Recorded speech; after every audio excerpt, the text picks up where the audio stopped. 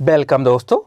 बच्चों के लिए एंटीबायोटिक सिरप कौन सी बीमारी में कौन सा एंटीबायोटिक सिरप दिया जाता है, जैसे कि कोल्ड हुआ, फीवर हुआ या अदर कंडीशन हुआ, तो उसको ट्रीट करने के लिए कौन सी एंटीबायोटिक सिरप दी जाती है, उस सिरप की प्रॉपर डोज क्या होती है, उनकी संपूर्ण जानकारी हिंदी में आपको यहाँ पे मिलने वाली है।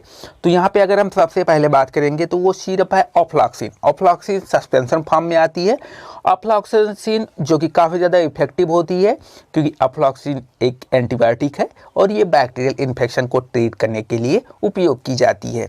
अगर हम बात करें इसके यूजेज की, कहाँ कहाँ पे इसका उपयोग किया जाता है, तो जैसे कि हमारे स्किन में किसी प्रकार का अगर इन्फेक्शन हो जाता है तो उसको ट्रीट करने के लिए, लंग्स, अगर हमारे लंग्स में किसी प्रकार का इन्फेक्शन हो गया हो, या हमारी जो प्रोस्टेट ग्लैंड है उनमें किसी प्रकार का बैक्टीरियल इन्फेक्शन हो गया हो, या हमें यूटीआई की प्रॉब्लम हो यानी यूरिनरी ट्रैक्ट इन्फेक्शन यानी मूत्र मार्ग में संक्रमण हुआ हो, तब ये मेडिसिन उपयोग की जाती है।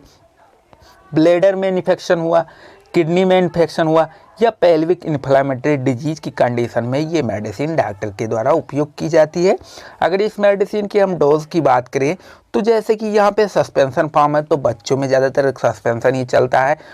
एडल्ट के लिए जो है वो टैबलेट आती है, कैप्सूल आती है। तो अगर इसकी हम डोज की बात करें अकॉर्डिंग टू बॉडी वेट के हिसाब से, तो 15 से 20 mg पर kg जो है डेली दिया जा सकता है।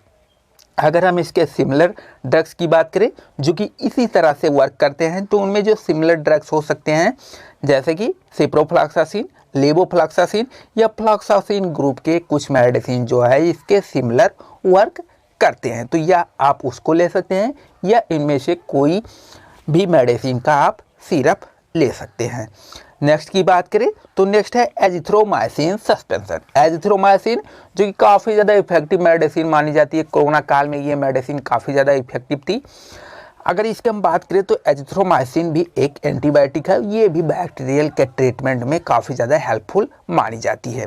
अगर हम इसके यूजेज की बात करें तो ये ज़्यादातर यूज की जाती है ब्रोंकाइटिस, यानी जब हमारे जो ब्रंकियोल होते हैं उनमें किसी प्रकार का सूजन आ जाता है या इन्फेक्शन आ जाता है तो उसको ट्रीट करने के लिए उपयोग की जाती है। लंग्स, यानी हमारे जब लंग में किसी प्रकार का बैक्टीरियल इन्फेक्शन हो जाता है तो उसको ट्रीट करने के लिए इसका उपयोग किया जाता है। टॉन्सिलाइटिस, यानी जब हमारे गले में किसी प्रकार का इन्फेक्शन हो जाता है तो उसको।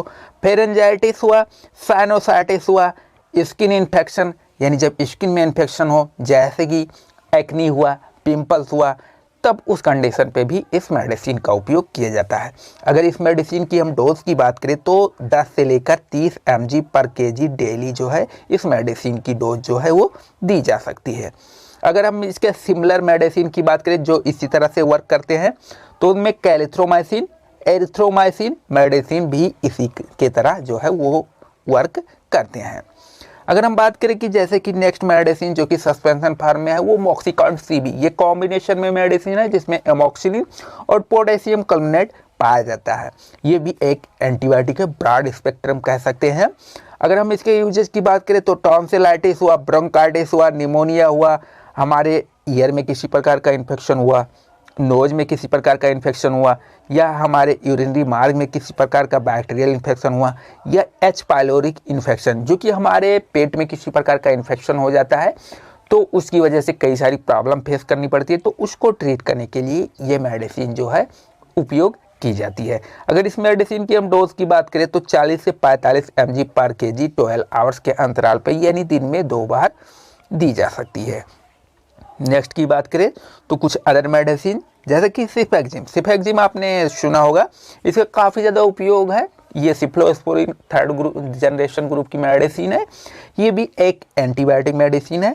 अगर हम इसके यूजेज की बात करें तो ब्रोंकाइटिस हुआ, ईयर का इन्फेक्शन हुआ, नोज का इन्फेक्शन हुआ, टाइफाइड के फीवर हुआ और सेक्सुअल ट्रांसमिटेड डिजीज में इस मेडिसिन का उपयोग किया जाता है। सेक्सुअल ट्रांसमिटेड डिजीज हुआ तो ये ज़्यादातर जैसे कि एडल्ट में देखा गया है, तो उस कंडीशन पे अगर इस मेडिसिन की हम डोज की बात करें बच्चों और एडल्ट में तो इसकी डोज जो होती है 8 mg पर kg के हिसाब से दिन में 2 बार दी जा सकती है, यानी सुबह शाम दी जा सकती है। नेक्स्ट मेडिसिन की बात करें तो वह है सिफोडॉक्सिन। सिफोडॉक्सिन ये काफ़ी ज़्यादा इफेक्टिव मेडिसिन है, मोनोशेप इसका पॉपुलर ब्रांड है। अगर हम इसके सिफोटॉक्सिन मेडिसिन की अगर बात करें तो ये एक एंटीबायोटिक मेडिसिन है जो कि बैक्टीरियल इन्फेक्शन के ट्रीटमेंट में उपयोग की जाती है। अगर हम इसके यूजेस की बात करें तो जैसे कि हमारे गले में किसी प्रकार का इन्फेक्शन हुआ, हमारे ईयर में किसी प्रकार का इन्फेक्शन हुआ, या हमारे नाक में किसी प्रकार का इन्फेक्शन हुआ, या टाइफाइड फीवर हुआ, या लंग का इन्फेक्शन हुआ, या गैस्ट्रोइंटेस्टाइनल ट्रैक्ट में कोई इन्फेक्शन हुआ, या किसी को यूटीआई की प्रॉब्लम है, तो उस कंडीशन पे डॉक्टर के द्वारा ये मेडिसिन उपयोग की जाती है। अगर इस मेडिसिन की हम डोज की बात करें तो 5 mg पर kg के हिसाब से दिन में 2 बार दी जा सकती है। नेक्स्ट मेडिसिन की बात करें तो वो है CO2 जो कि काफ़ी पॉपुलर ब्रांड है, जिसमें सेफेक्जिम और ऑफ्लॉक्सासिन पाई जाती है, यानी 2 एंटीबायोटिक मेडिसिन साथ में पाई जाती है।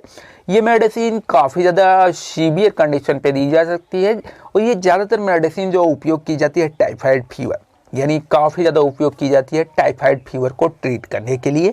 अगर अदर की बात करें तो जैसे कि बैक्टीरियल इन्फेक्शन के कारण हमारे कानों में बैक्टीरियल इन्फेक्शन हुआ, या नाक में बैक्टीरियल इन्फेक्शन हुआ, या लंग में बैक्टीरियल इन्फेक्शन हुआ, या यूटीआई की प्रॉब्लम हुआ, तो उसमें भी ये मेडिसिन काफ़ी ज़्यादा इफेक्टिव होती है। आई होप दोस्तों ये जानकारी आप लोगों को बेहद पसंद आई हो। अगर ये जानकारी आप लोगों को पसंद आई हो तो आप हमारे चैनल को सब्सक्राइब जरूर कर लीजिए। ऐसे वीडियो और चाहिए तो हमें कमेंट करके ज़रूर बताएं। थैंक यू दोस्तों।